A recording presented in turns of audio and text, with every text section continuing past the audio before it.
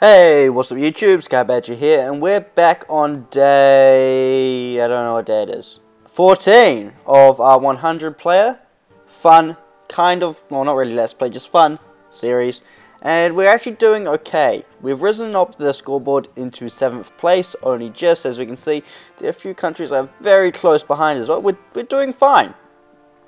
In terms of largest economies, we are in 3rd place, which considering we're in 7th on the Index of Nations, isn't actually too bad, and we're not really too far off them, considering these two players are 4th and 3rd, and they have, yeah, like a whole nother country's worth of land on top of what I've got. You know, we're doing pretty good, but to get higher than that, we need to invest in our economy, and I have been doing a lot of that over the past few days, but we've still got some work to go, so I'll go over that. Actually, let's just do that right now. So basically at the moment all we're focusing on is the production of carriers. Carriers take a massive amount of resources, costing 3,000 goods, massive amount of iron, 1,000 oil. They're not cheap, same with battleships. So at the moment, with 200 production, it's really about all my economy can handle. In terms of building though, we've spent a lot over the past few days upgrading infrastructure, and this has cost us a lot of oil. Luckily we have allies over the place that are willing to, you know, share. Thankfully, our old ally up here is still holding out, and is one by one, and he's still annoying the shit out of National China, and this guy down here. So I mean, he's having fun, and he's happy with his predicament, and he had some oil, so he's given me about 25,000 so far. Although I doubt he'll have any left in the tank to give me. So that's helped fund massive upgrades to my infrastructure. Now, as you'll notice, a lot of these are in food-producing provinces. We've spent a lot on upgrading our food production so we can continue to pump out troops. You'll also notice that I've shut off a lot of the barracks we had open. Now, that's just because we don't need to run them at the moment. We've got a good amount of manpower in the bank, and that's going to build, especially while we're only producing carriers and battleships. So that's going to keep rising up, and then, you know, if we bank up a lot of food, when we do need to use our barracks, we can open them all up and really pump out troops. So we're investing heavily in our infrastructure for food. I had built up a massive amount of upgrades on our build queue for other provinces. In particular, I had a full lineup for rear and metal producing provinces and oil producing provinces. It was going to take about 2 days to complete, so add an infrastructure to every single one of those provinces. But the problem was, while doing that, I would never be able to get the materials required to build carriers, battleships, and keep up with research. Now, yesterday, after I talked and I went and did research, I really badly stuffed up and got really far behind. I accidentally researched militia level 1. Now, it wouldn't be too big of a deal if it didn't take 20 minutes, because I promptly realized, like literally 20 minutes later before it was done, that I had started researching it. So if I had cancelled it at that point, I would have got basically nothing back. So I let it finish. Never going to use it. What a waste of resources. But because of that, I'm only just getting onto infantry today. So that kind of ruined my day yesterday, but I mean, I'll get over it. It's not a big deal.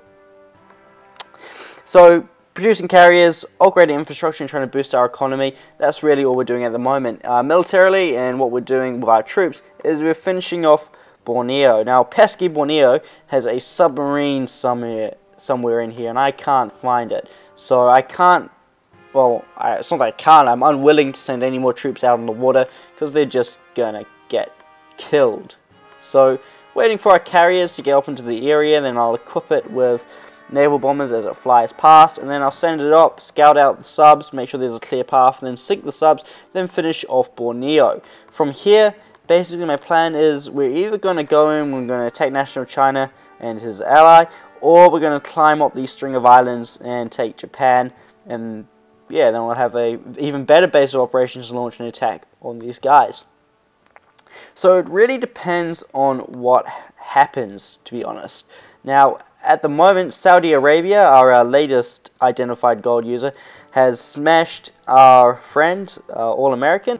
As you can see, Egypt is no more, down to just a few provinces, and these are just what have rebelled him today. He does have a few troops left, and this is like really the only province he's held for a significant amount of time. But I mean, yeah, that's the bulk of his troops right there, 13. So he's not looking too good.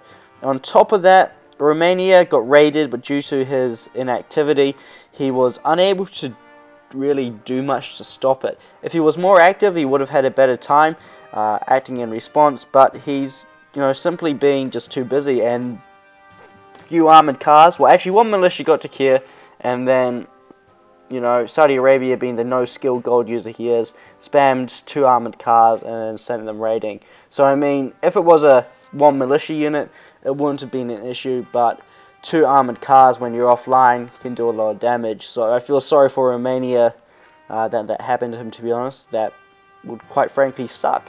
But I mean, it just highlights even more that Saudi Arabia has little skill and he's mostly just relying on gold. So as long as we can overcome that and put walls in place to stop his gold from having influence on the battle, so really making the most of water boundaries, navies, we should be able to beat him in the long term. So, you know, that's the plan right there, although it's not looking good considering he completely blitzed All-American and is now going through Samurai, who's Libya. Not looking too good, and I mean, hit Romania pretty bad, but it sounds as though Kazakhstan got troops. Okay, they may have got stuck there when it rebelled. Regardless, from what I've heard, just letting him go for raids, eh? Unless he's gonna put up a defense here and stop it. I don't know. He's got to stop doing this. You need to hold a line against gold users. It's a hard one. Anyway, sounds as though the Asian coalitions, these ones down here, are going to attack through Persia and hit him in the back. At least that's what I've heard over the Discord channels. But, I mean, nothing's been confirmed. And at this point, I'm not sure if definitely don't want to attack him. It seems like it'd be a hard time and a good challenge for late game. So, I mean, you've got that to think about going forwards. Apart from that, though, I'll turn off my map for this part. There's not really much more happening in the area. I really need to actually reply to some of the messages National China sent me. Should probably do that. I'll do that right after this. So yeah, at the moment, National China wants my help, wants my navy to attack America, but I mean, I'm allied with the Americans in the sense that, like, yeah, I guess, yeah, I'm going to say we're allied with them. So I mean, I'm not attacking him, so I don't really want to piss off National China by saying no, so I've got to somehow find a way to wiggle my way out of this one. I don't know. It'll take some very good wording. Anyway, so yeah, Europe fighting Saudi Arabia, Africa mostly fighting Saudi Arabia, and then over here, not much has really been happening. Venezuela is still pushing on down and is taking out this inactive player here, and yeah, he's doing it at a fairly good pace. Yeah, no other fighting in the area, although the Americans are starting to group troops at the border of South America, and this is probably going to kick off pretty soon, but it looks like a lot of troops gathering here, and it looks like they're about to storm over anytime soon and kick some ass, which will be good to see. It'll be interesting to see how they do and how they hold, but it looks like they have a good amount of troops in the area, so that's awesome to see. We should be able to smash that. So there's not really much else to say. It's been a rather uneventful day, and not much has really happened, to be honest. So yeah, see you next time, I guess.